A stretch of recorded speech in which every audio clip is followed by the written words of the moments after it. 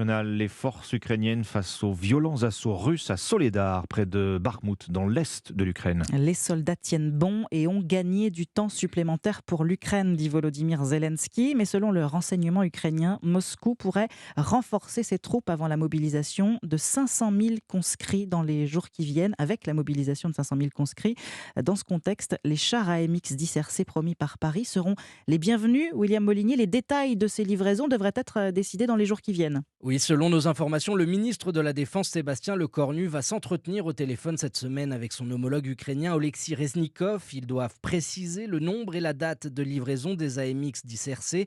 Une piste de travail évoque une première salve d'une dizaine d'unités pour arriver à une trentaine dans les tout prochains mois. Deux facteurs pourraient faire évoluer cet ordre de grandeur. Tout d'abord, la capacité de formation des soldats ukrainiens. Pour un conducteur aguerri de blindés, le temps d'apprentissage sur ce nouvel engin est d'une semaine à 10 jours.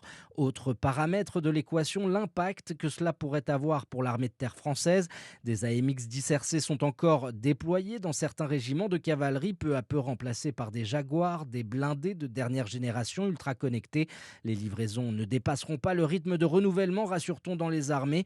38 Jaguars ont déjà été livrés à la Direction générale de l'armement, dont 18 l'année dernière. 22 doivent l'être d'ici à la fin de l'année. William Molinier, spécialiste défense d'Europe 1.